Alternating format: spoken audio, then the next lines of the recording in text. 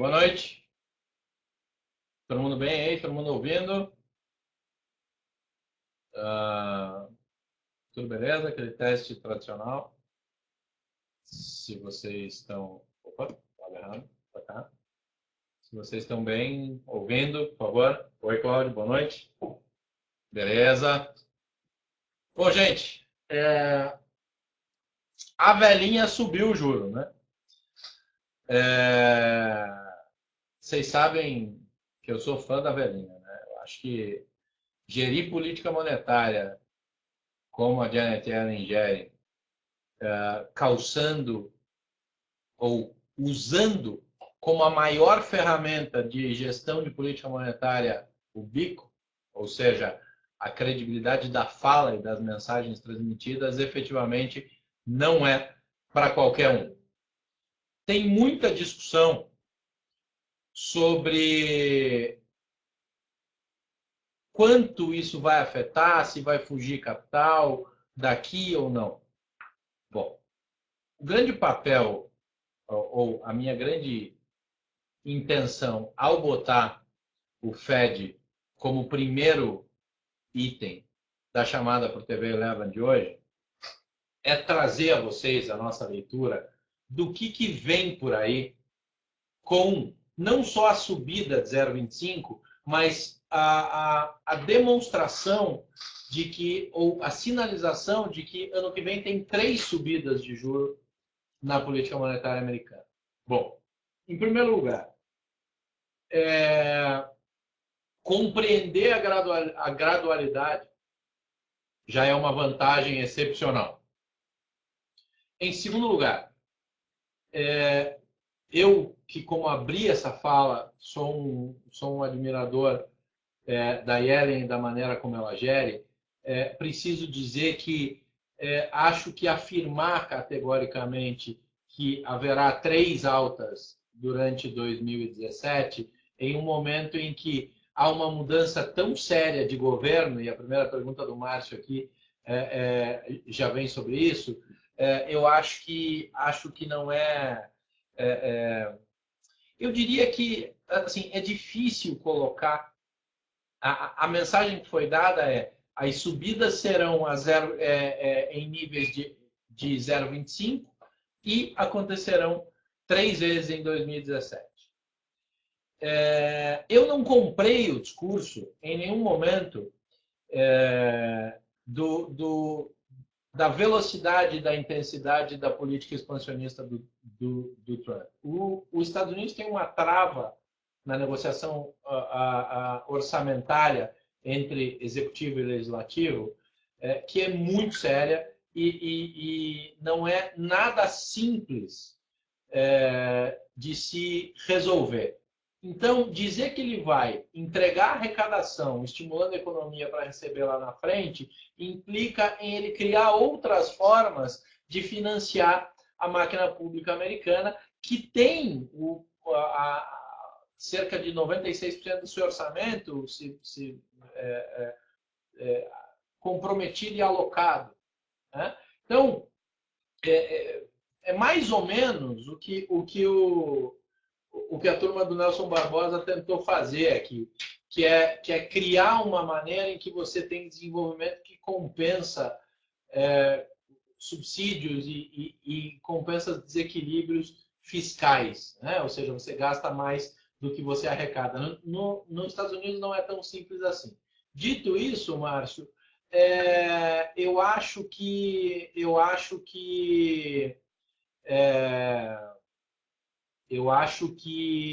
a gente vai ver uma trava aí, um cabo de guerra, mas não vejo.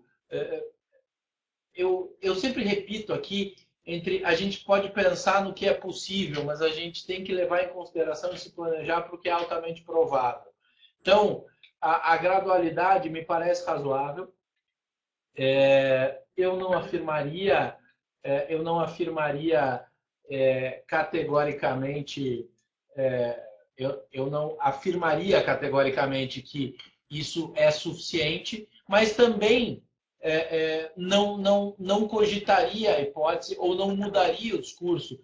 Ela está certa, ela está alinhada ao dizer, olha, a gente tem um caminho aqui de escalada da taxa de juros. Mas aí tem um outro lado que é muito positivo, que eu ouvi pouca gente, aliás, não ouvi ninguém hoje abordar isso dessa maneira. O mundo tem uma distorção substancial no sistema financeiro global, que principalmente em 2016 a gente viu pela primeira vez essa discussão de taxa de juros negativa. A taxa de juros negativa vai contra qualquer forma de imaginar a administração de economias ou de investimento. Taxa de juros negativa não existe.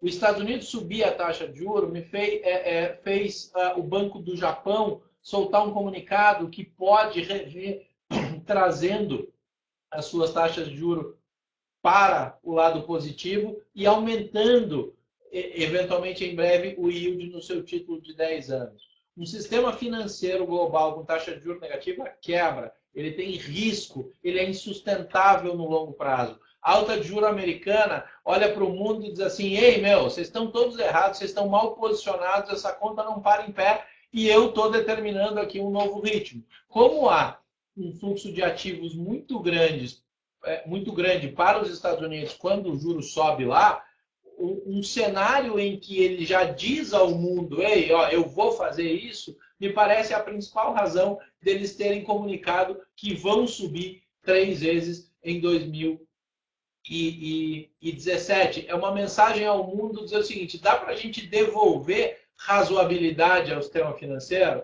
Dá para a gente devolver sustentabilidade na gestão das políticas monetárias? Dá para todo mundo reconhecer que essa distorção não para em pé, considerando que a atividade econômica em cada um dos países que adotou taxa de juros negativa não respondeu na mesma velocidade e criou um buraco que alguém vai ter que pagar essa conta? Então, acho que o recado que os Estados Unidos deu ao mundo é assim, é hora de jogar o jogo certo, é hora de jogar o jogo sério. E do lado da independência do Banco Central americano, eles deram para o próprio presidente Trump uma mensagem que, aqui a gente determina o ritmo e a gente compreende qual é o jogo e quais são as variáveis que impactam na nossa economia e qual é a tua possibilidade, o teu alcance de mexer com isso. Então, como eu falava há pouco, a minha primeira reação foi dizer assim, mas por que eles já anunciaram 3 especificamente em 2017? E aí, quando a gente, o nosso time de macro, discutindo essas razões, a gente passou a compreender o que isso implica, olhando o comportamento das moedas, olhando as relações de endividamento, olhando os posicionamentos de títulos internacionais e soberanos. Acho que os Estados Unidos ela emprestou um favor excepcional para a solvência e para a estabilidade do cenário econômico global, pelo menos para 2017. Diminuiu demais a pressão sobre aqueles que imaginavam. Se vocês lembrarem, há meses, há cerca de 6 meses ou 7 meses, a gente discutiu aqui no TV Lepna especificamente taxa de juros negativa, e eu disse aqui que eu apostaria, eu não me lembro o que eu falei, mas mas eu me lembro que eu disse que eu apostaria algo muito representativo de que os Estados Unidos jamais colocariam a taxa de juros negativa, porque não faz nenhum sentido. E esse movimento dá aí um sinal inequívoco de, pode parar com essa história, porque isso não para em pé. Então, acho que ela emprestou um favor excepcional para a economia global e, por consequência, para nós que temos aí, que dependemos de investidores mundo afora e que dependemos de estabilidade. Quando ela determina a gradualidade, ela traz uma coisa que sem ela o investidor realmente se preocupa, é a previsibilidade. O Trump trouxe o incerto, o imprevisível, o impensável para os desenhos de cenários norte-americanos. A Yellen disse ao mercado, bom, política econômica eu não sei, mas política monetária aqui é previsível e acompanha o desenvolvimento da atividade da economia real. Então, acho que foi um super ponto para ela. Félix, como você vê o cenário com a Yellen fora? Entrevista à CNBC ontem, Yellen says she wants to serve out her 4-year term despite Trump pressure. Cara, o Trump é louco, mas não é burro, né? Então, eu não acho que a Yellen vá sair. Eu acho que ela aguenta, eu acho que ela se sustenta, acho que ela é excepcional, como eu estava dizendo, em trazer crédito para as instituições, em fazer retenção de investimento, que é fundamental, e de dinheiro, que é fundamental mesmo para uma política expansionista. Então, acho que as próprias críticas que ele fez ostensivamente durante a campanha a Yellen estavam ligadas à gestão da política monetária e a maneira como eles seguraram o juro. O que ela deu, na prática, foi um grande cala-boca e devolvendo previsibilidade, mostrando o quanto a estabilidade das instituições é fundamental em uma economia como a norte-americana. Foi sensacional o move. Eu não vejo a Yellen fora, Félix. Quer dizer que eu não acho que isso possa acontecer? Vou voltar porque eu sempre falo. Eu não estou...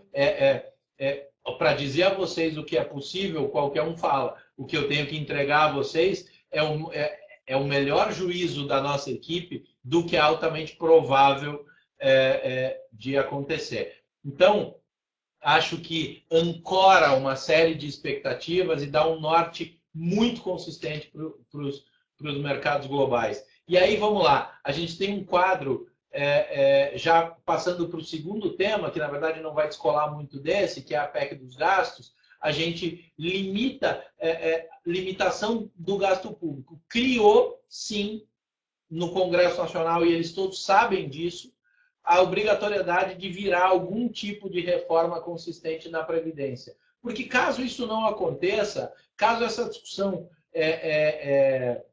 se acalore e vire uma discussão ideológica,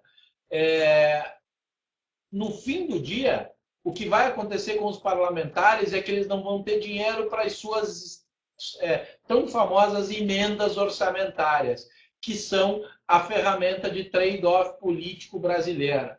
A escória da política negocia a emenda orçamentária. Agora, esses caras vão ter que olhar e dizer assim, como a equipe econômica tem dito, a limitação de gastos vai forçar a discussão de prioridades. E se esses caras não aceitarem a revisão da Previdência, eles não vão ter dinheiro para o trade-off básico deles. Então, é um lock-up importante que dá previsibilidade, mais uma vez, o andamento das finanças públicas brasileiras, que são fundamentais para que o investidor seja capaz de olhar e ver um projeto de longo prazo e para que a gente atraia o capital que a gente chama de dedicado, aquele que vem criar valor e fica. E esse sim mexe no câmbio. Quando vocês viram o mercado, e muita gente me perguntou aqui se eu via as exportadoras, um case emblemático na nossa relação Eleven com vocês, foi Fibra, em que a análise de Fibra chamava não joga o papel no chão. E aí, assim, não joga o papel no chão por quê? Porque estavam considerando um cenário em que o dólar vinha para 2,80. Porque o Brasil estava resolvido e a gente, mais uma vez, sendo aqueles responsáveis por levar a vocês o nosso melhor juízo de valor, disse, espera aí, o dinheiro que está entrando é o dinheiro que trade o capital de curto prazo, não é esse que cria fluxo de pressão cambial. O dólar não vem para 2,80, não vem para baixo de 3. Nosso relatório de conjuntura que vocês acompanham mês a mês e que nos coloca muito bem ranqueados dentro do sistema de gerenciamento de expectativa do Banco Central, nunca tirou a previsão do dólar do final de 2016 da casa de 3,35. A gente olha para onde está convergindo e diz assim, olha, é exatamente onde está. Então, a gente vai ter um quadro em 2017 de queda de juros. Aí você diz assim, mas vai cair o juro aqui, vai subir o juro nos Estados Unidos, o dinheiro vai fugir daqui. O Brasil com as finanças públicas sob controle, invertendo a tendência do endividamento, aí prevalece a questão do quão solvente é o nosso sistema financeiro, do quanto ele retém liquidez. A gente projeta uma Selic para o final de 2017 na casa de 10,5. Se houver 3 subidas de juro americana, Estados Unidos fecha com perto da neutralidade, e a neutralidade significa um juro real zero. Então ele vai buscar uma inflação de 1,5% com uma taxa de juros de 1,5%. Aí você tem dois mercados solventes, e você tem um deles pagando 1,5% de juro ao ano e outro pagando 10,5% de juro ao ano. Vocês acham que isso é suficiente para o capital, para o dinheiro do mercado financeiro sair daqui? Balela, não é. Se a gente fizer a nossa lição de casa de dar consistência à estrutura macroeconômica e de dar previsibilidade às finanças públicas, inverter solidamente a tendência do endividamento público brasileiro, esse assunto está resolvido. A gente segue com o fluxo de investidores internacionais ganhando dinheiro no mercado financeiro brasileiro. Agora, uma coisa que muda substancialmente é o desenho do jogo para o ano que vem. Ano que vem é o ano do stock picking. É o ano em que, na nossa opinião, o fundamento vence o fluxo. O fluxo esse ano foi muito causado nas ações cíclicas, em distorções extraordinárias, em altas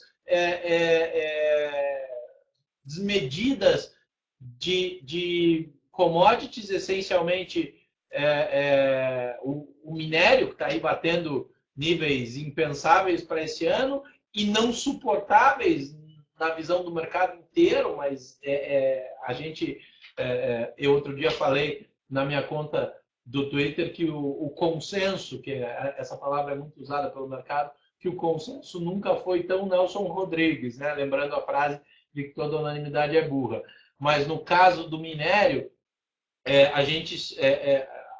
a nossa visão é que há uma sobreprecificação muito importante, considerando o quanto a atividade econômica chinesa tem de fato sobre esse preço, considerando a política chinesa em relação ao aço, considerando o que vem nos Estados Unidos aí, acho que não sustenta. A questão é que as ações cíclicas tiveram um rally completamente desproporcional esse ano por conta de commodities. Isso não deve se repetir em 2017, o que faz com que a escolha de ativos seja ainda mais consistente. Mas com a taxa de juros caindo, você tem investimento em renda fixa rendendo menos, você tem o índice que está muito apoiado nas cíclicas tendendo a performar menos, e aí a chance de o stock picking fazer muita diferença para você ter uma carteira de investimentos que bata o mercado na sua performance vai ser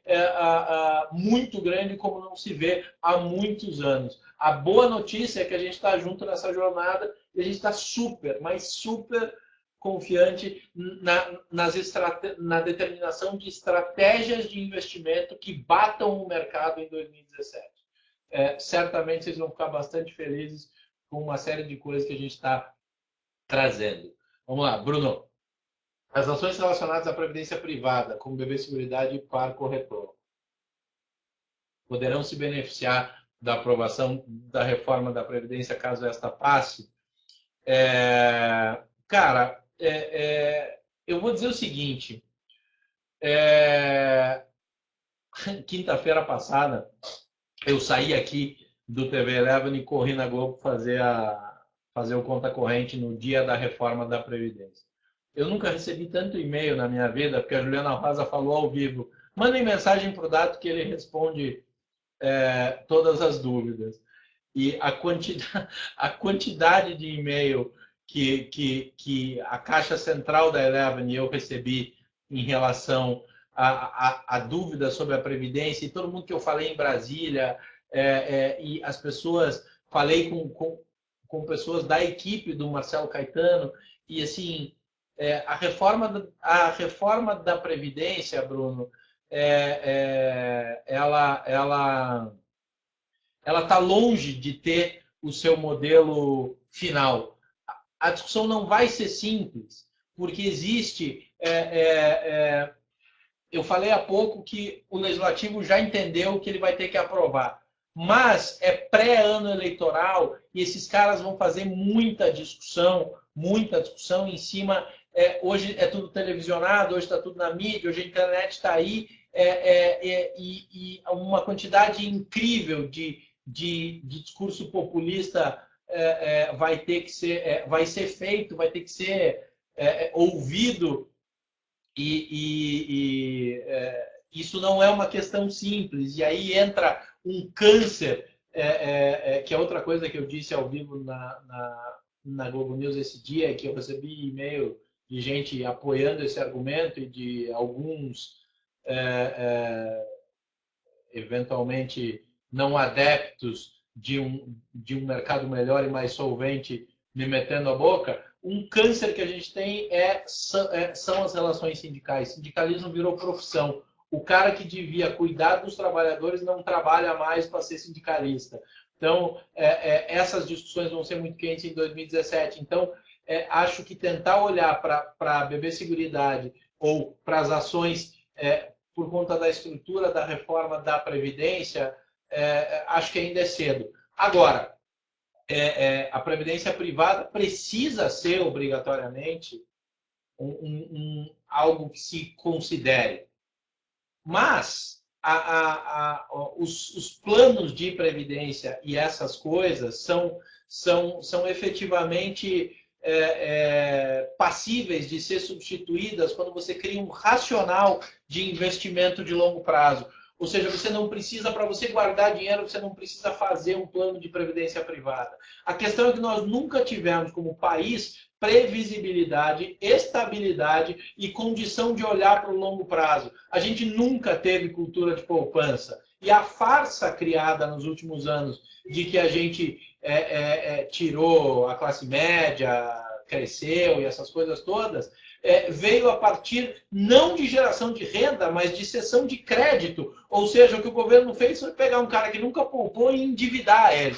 Acho que a gente está passando por um quadro de estresse agudo que obriga as pessoas a replanejar a sua vida. Eu acho que no longo prazo, mas no longo prazo, as companhias que lidam com investimentos de longo prazo e previdência privada tendem a se beneficiar. Não é por causa desta reforma da Previdência que está desenhada, porque essa não vai ser a versão final, e também não é num ciclo de curto prazo, porque o efeito disso, o desenvolvimento de uma cultura de poupança que esse país nunca teve, leva tempo para acontecer. Então, assim, até que isso aconteça e que isso seja revertido em resultados consistentes nessas companhias, Bruno, eu tenho muita coisa para você ganhar dinheiro antes disso lá.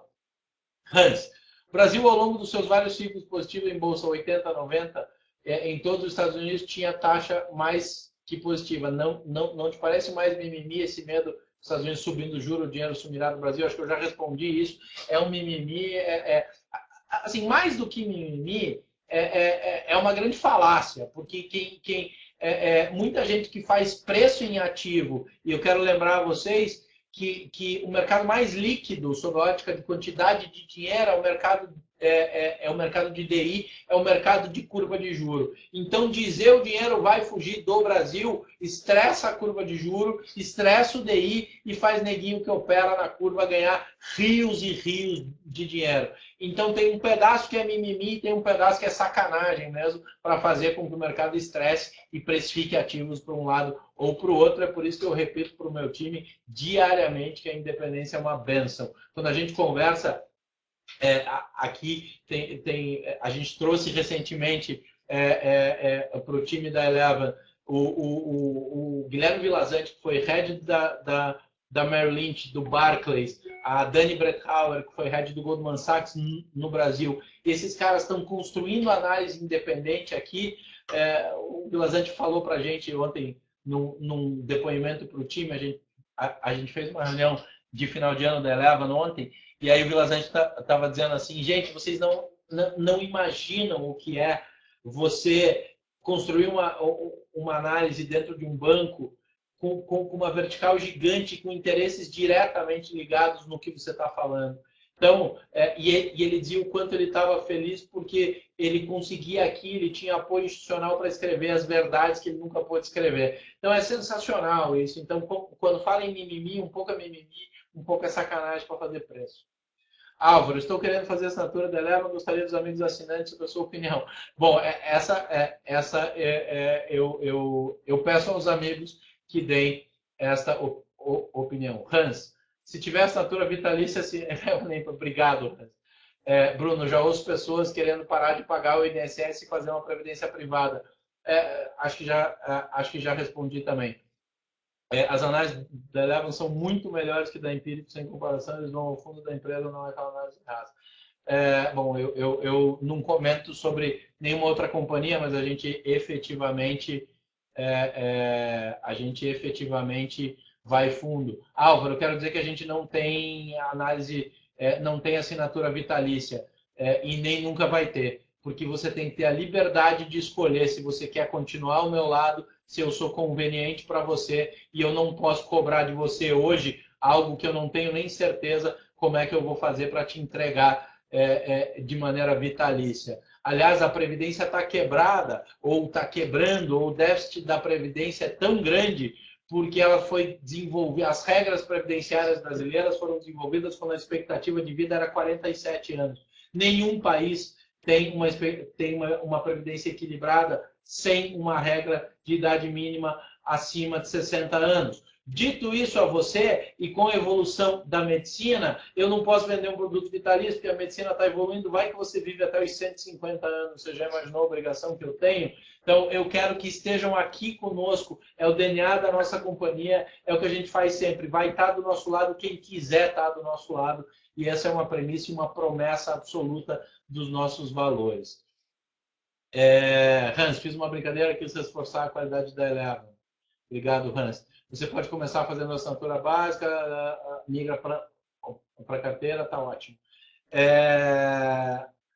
Hans, Schultz e Porto Belo. Bom, são empresas que têm ligação direta com a recuperação econômica. Quando a gente olha para Porto Belo, eu gosto do management, gosto do modelo, mas eu acho que ela pode demorar um pouco ainda para responder. E para Schultz vale mais ou menos a mesma coisa. Vale mais ou menos a mesma coisa. Acho que são boas companhias, são bons negócios, mas acho que, sob a ótica do investimento, tem coisa que vai andar na frente. Eu vou pedir uma super desculpa, eu já fiz isso outras vezes. Anônimo, às vezes entram pessoas com o nome anônimo e eu faço questão de me referir a todos pelo nome. Se você puder me dizer o teu nome, eu prefiro me referir a todos pelo nome. Aliás, é característica da relação que a gente tem com todos. Vou enviar um e-mail com uma provocação sobre a lambança que foi o IPO da Tenda. Álvaro, pode assinar sem susto. Cara, assim, o IPO da Tenda... Vamos lá. Brasília sacaneou o IPO da Tenda. Mas acho que foi um movimento pensado da Gafisa, no bom sentido, não no mau sentido. Eles prepararam uma saída de uma companhia desalavancada a mercado, entregando ao investidor. Eu dei uma entrevista para a Reuters na véspera do IPO da Tenda, em que começaram os rumores que a demanda estava baixa e que ela poderia sair na parte de baixo do range. E aí eu disse o seguinte, vamos comparar os cases, por exemplo, de de um IPO de Tenda e de um IPO de Aliar. Aliar saiu num valuation super esticado, lá na lua, num case estressado. Quem me preocupa? A companhia? Não, a companhia tem que fazer o seu trabalho, ela que cuide de si. Me preocupa o investidor, me preocupam vocês. Então, quando eu olho para uma empresa que lança, que abre capital num valuation super esticado, com uma tese questionável e um movimento não necessariamente pronto, quem paga essa conta é o investidor que comprou o case. Então, você comprou o case, entrou em Aliar e está perdendo dinheiro no dia seguinte. Não sei se vocês já ouviram a expressão flipar, mas flipar é quando um banco que é um dos coordenadores do IPO e que entra comprando no IPO para garantir a demanda, no dia seguinte ou imediatamente após vende a sua posição. Isso aconteceu em Aliar. Tenda, a Gafisa e a própria Tenda não deixariam que isso acontecesse com os seus papéis. Então, o movimento foi diligente, foi correto. E assim, em relação a... Eles já em seguida anunciaram uma transação. Bom, aí vem o mundo que foi meu mundo por mais de uma década, que é o lado do M&A e de Private Equity. O Jaguar vem investindo no Brasil, montou uma posição importante em Allianz recentemente, vinha sondando companhias, e a maneira como eles foram tratados, ou seja, eles foram...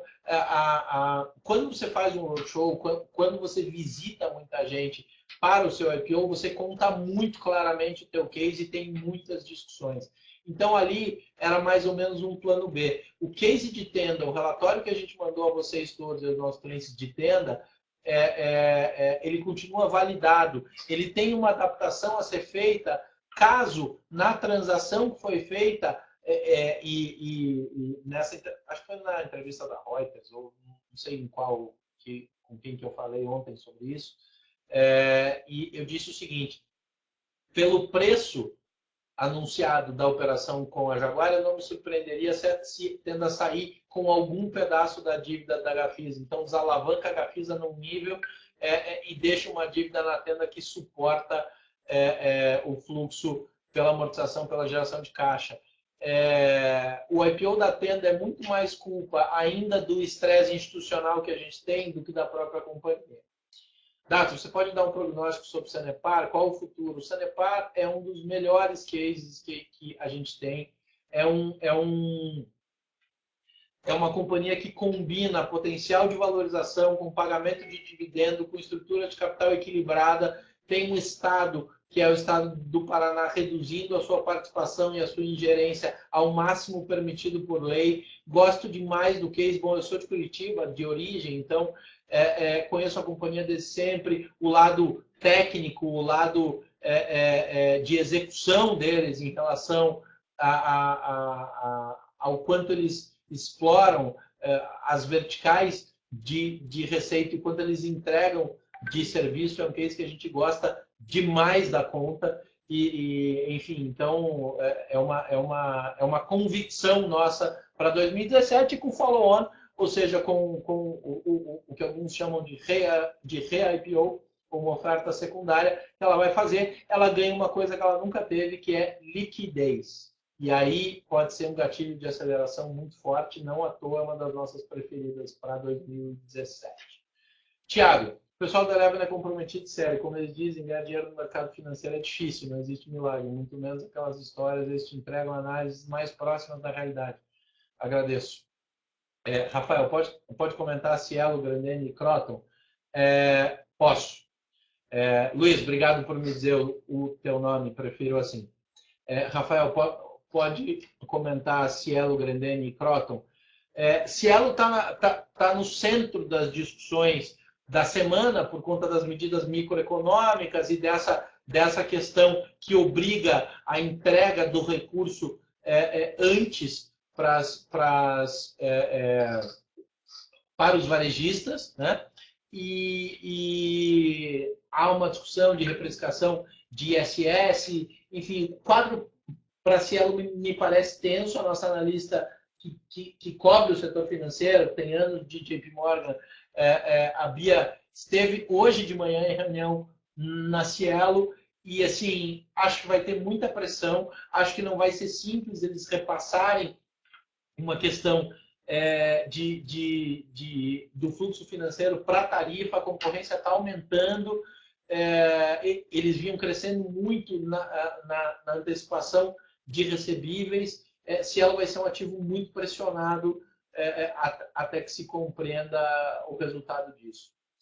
Rafael Grendene, daí entra no setor da Giovana, é uma das empresas que a gente está modelando eu gostaria que, se você puder, manda um e-mail para a Gi, que é gs@elevenfinancial.com, e a Giovana Scottini pode te dar uma opinião melhor que a minha sobre Grendene, porque ela está muito mais imersa no case do que eu prefiro não te induzir a ela. E Croton, bom, todo mundo sabe aqui que a nossa escolha no setor é Ânima. Acho que quando o fundamento vence o fluxo e cada vez que você estica a linha do tempo isso acontece, as companhias que são melhores tendem a bater em performance de ação as companhias que são só maiores. Acho que o modelo da Croton é um modelo difícil de sustentação nesses níveis. Eles são muito bons. Ainda não se sabe qual é o resultado, qual é a operação resultante da fusão com a Estácio. O CAD não tem uma decisão final. Acho que a Croton, um flag que para mim é muito importante é a Croton jogar para dentro da sua operação, ou seja, para dentro do seu próprio caixa, o financiamento estudantil, que daí traz para uma companhia gigante, em números colossais, um risco que uma empresa educacional não deveria ter, que é o risco de crédito.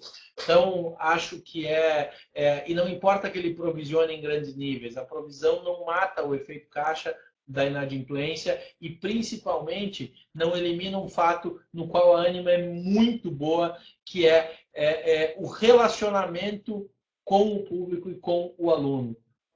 O relacionamento com o inadimplente tende para aquele que tem o risco de crédito dentro de casa, que é o que a Croton está fazendo, tende a estressar essa relação e aí a tendência é que você machuque a sua relação com aquela pessoa e, por consequência, tudo aquilo que a cerca.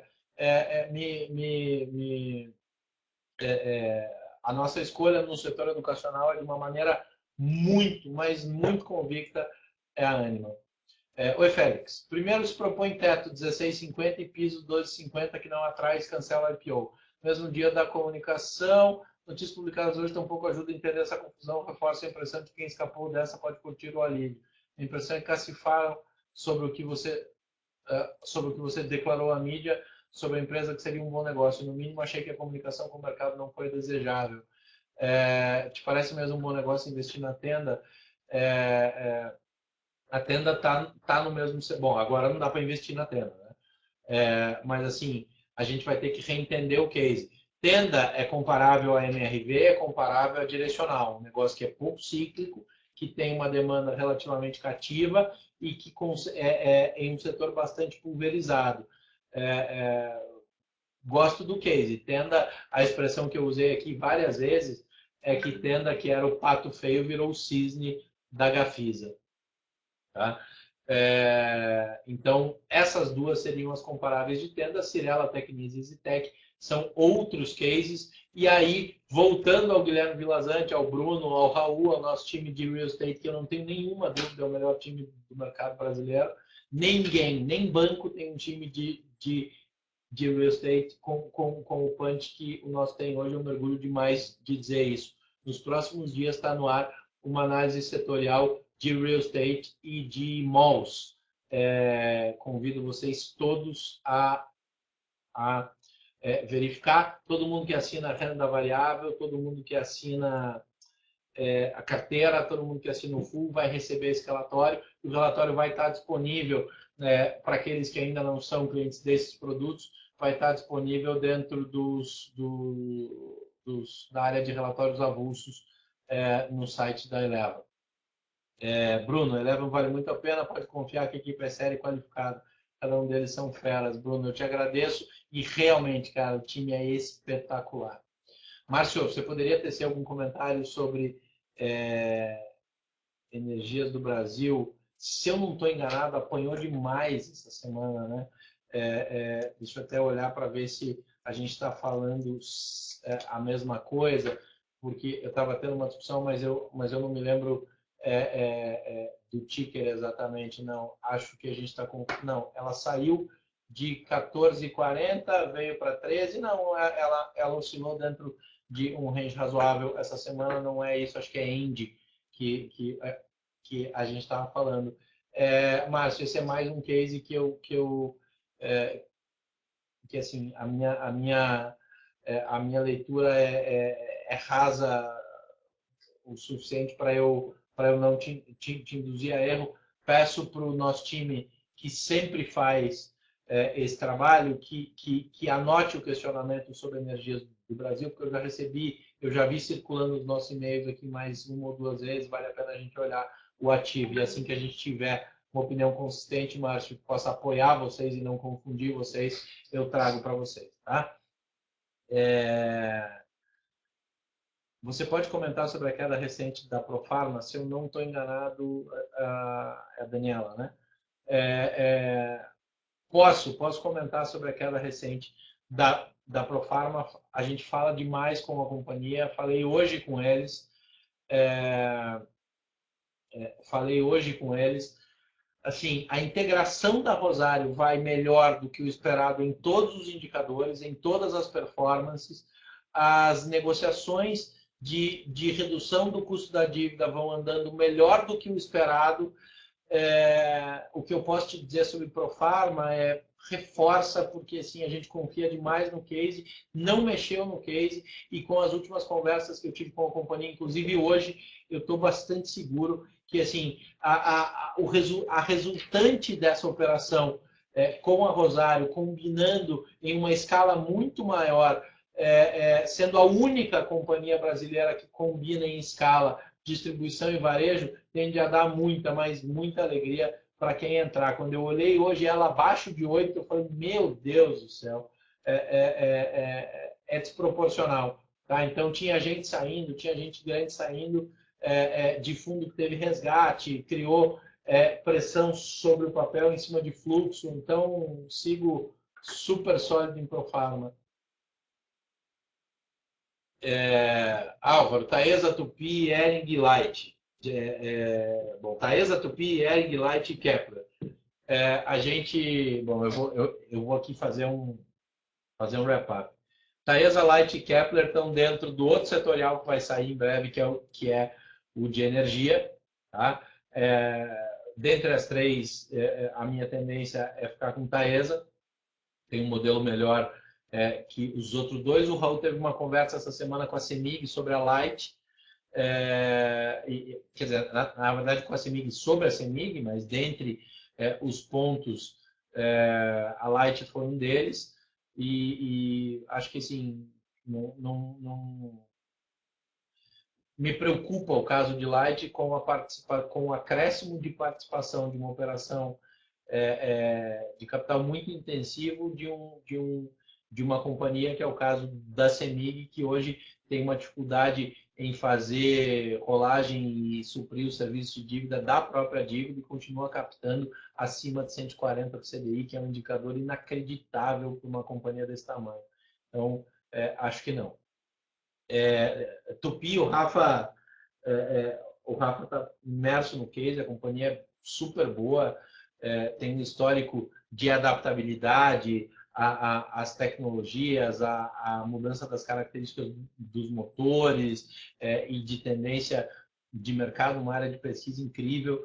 Gosto demais da companhia, não tem preço ainda sobre Tupi, porque Tupi é uma das próximas companhias a lançar o relatório de cobertura, mas a gente ainda não tem um modelo fechado. Mas o Rafa, que é outra fera e é genial, está bastante imerso nesse case. Ering a gente tem foi uma das primeiras companhias que a gente lançou cobertura. Em um cenário de dólar mais acomodado, o Ering tem um quadro mais estável, mais consistente, está revendo toda a sua operação com multimarcas, então a sua relação de multicanalidade muda. Acho que a Ering está no momento de reinventar. Então a minha leitura é que vale ficar de olho em Ering, mas fica de olho só.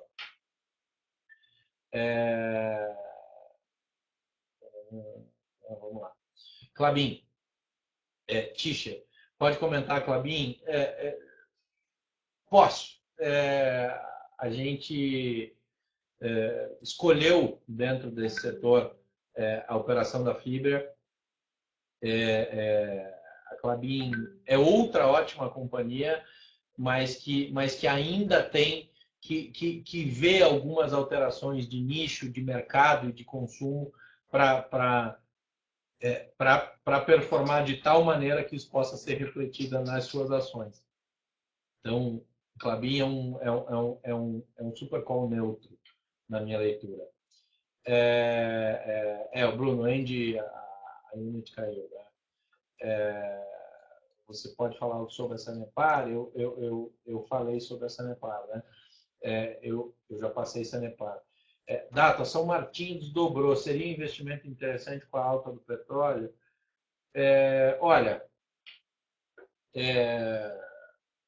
gostei das companhias que vocês estão me perguntando hoje, porque vocês estão olhando fundamentos, vocês estão olhando companhias com estruturas legais. São Martinho está dentro do setor que o governo anterior demoliu, né? Destruiu, e esses caras se seguraram, né? Eles vieram de maneira bastante firme, mas eu acho que, aliás, falando em fera, saiu nas mídias aí, Estadão, nosso Twitter, nas redes sociais, mas eu tenho outra felicidade, é dizer a vocês que a gente acertou a contratação do André Prats, que é um dos caras que mais entende de bolsa e de value investing que eu conheci na minha carreira, e que é economista da área de investimentos da Petrobras há 6 anos e que está trocando, já trocou efetivamente, uma posição concursada na Petrobras pelo desafio de fazer parte do time de análise da Eleven. Então, a partir de janeiro, que a gente vai ter dentro desse setor, é uma das cabeças que mais entende disso, levando a vocês essas análises. Eu tenho muita preocupação, o Bruno, falando de açúcar e etanol, em função do estrago que foi feito e da dimensão das consequências. Tá? Então, eu tendo a ter um pé atrás ainda com a companhia. Oi, Félix. Boa notícia sobre o review do setor imobiliário. Cara, eu vou dizer o seguinte, falei para o Bruno hoje. O setorial está espetacular. Espetacular. Eu sou fã da minha equipe, eu endosso, chancelo e apoio o trabalho deles o tempo inteiro, mas o setorial de mall e properties é um dos melhores relatórios, uma das melhores análises que eu já vi sair aqui dentro da Eleven. Vocês vão ficar bem felizes. Álvaro, obrigado pelas dicas. O Luiz Felipe perguntou se eu tenho alguma consideração sobre o papel Unipar Carbocloro. Olha, eu olhei o Unipar há bastante tempo, e o que eu vi me assustou tanto que eu decidi que não valia o meu time gastar energia vela boa com santo ruim. Eu estou relativamente defasado na linha do tempo, mas não é um ativo que eu gosto. Tudo que eu vi até hoje me fez ficar fora dele, Luiz Felipe. Cláudio, e BRF? BRF, integrante da carteira, top pick das operações de curto prazo recente. Alertamos que era um risco médio de curto prazo e baixo de longo prazo. É a nossa escolha, acho que não tem comparação sob a ótica de fundamento de companhia com JBS, que é seu único par. A estratégia de expansão internacional, a estratégia da Sadia Halal, a consolidação das margens do mercado interno, a queda no preço dos insumos. BRF não é um case para percepção imediatista, a gente segue sólido no case, percentual potencial de valorização é super consistente, a companhia tem um caminho firme pela frente, a gente segue confiando nesse ativo.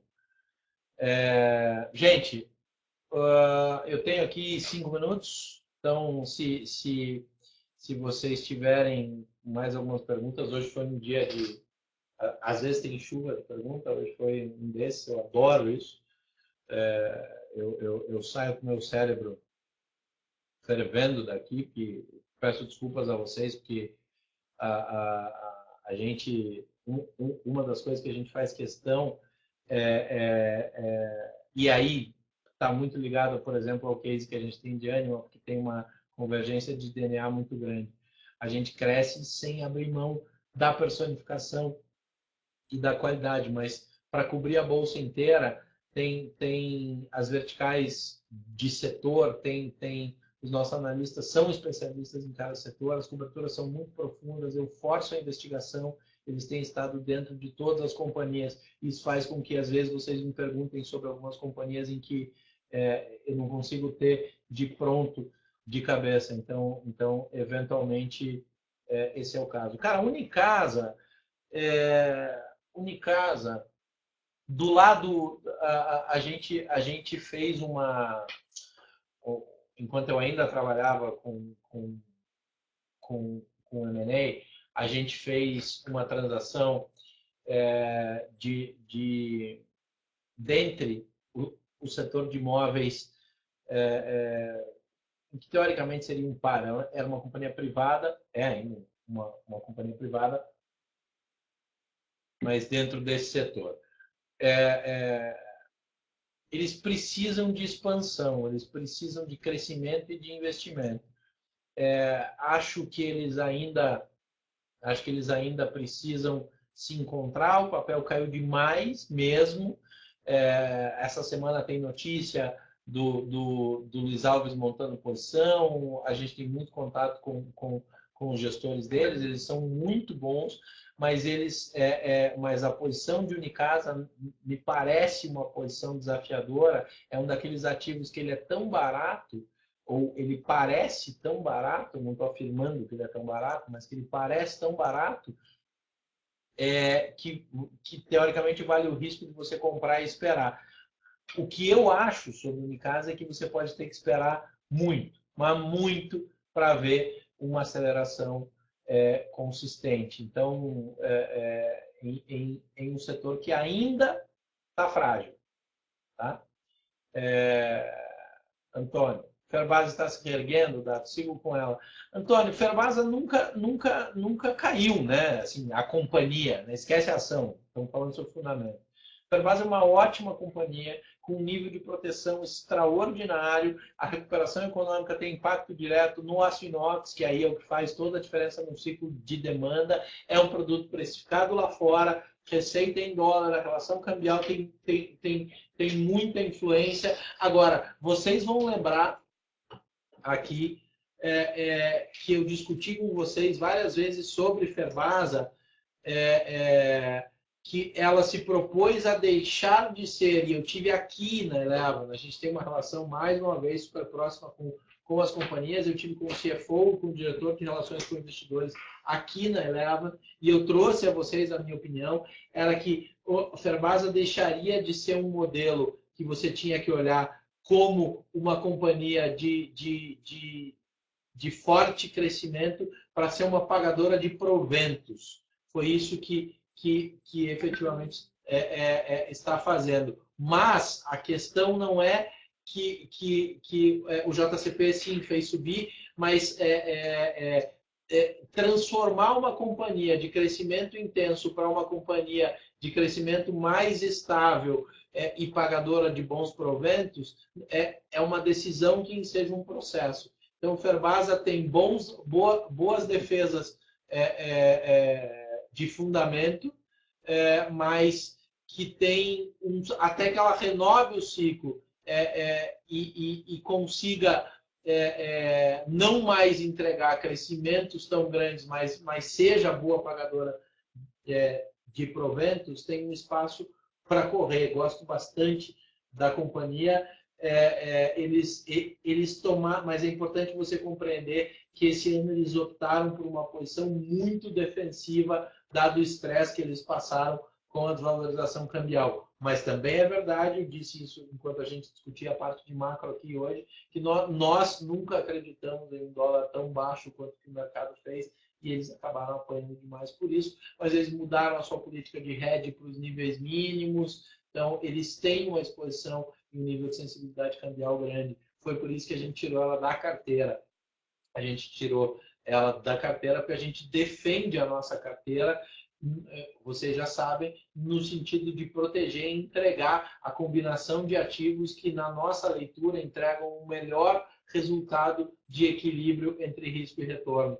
E aí, quando ela entra num processo de transformação tão substancial, que é a mudança do high growth, né, para o pagador de dividendo, com a redução da sua política de hedge e, por consequência, o aumento da sua exposição cambial, a gente acha que isso podia trazer uma volatilidade ou uma pressão negativa importante para a carteira. E, como vocês também já sabem, a gente não está olhando, e eu não estou preocupado com a minha carteira no que diz respeito à cotação de curto prazo, não é o preço que determina se a gente recomenda investimento ou não. A discussão que a gente teve aqui sobre Profarma hoje é uma prova disso. Gente, 8h30 da noite, super obrigado.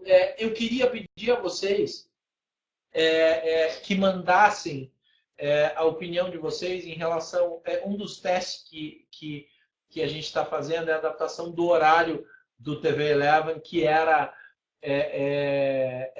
antigamente às 8 e a gente fez por força do ofício semana passada às 7h30. A gente recebeu algumas mensagens falando que 7h30 é melhor que 8, porque daí não acaba tão tarde.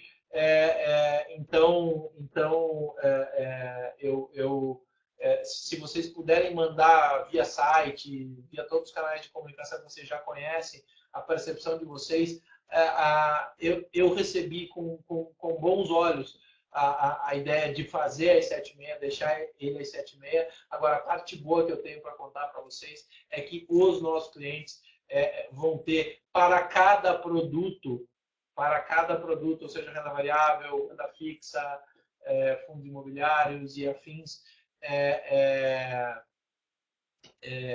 edições menores do TV Eleven, mas mais diretas em discussões mais específicas sobre cada um dos produtos para 2017. Essa ideia e esse mérito é da Super Maria Tereza, que manda em tudo e em todos aqui dentro.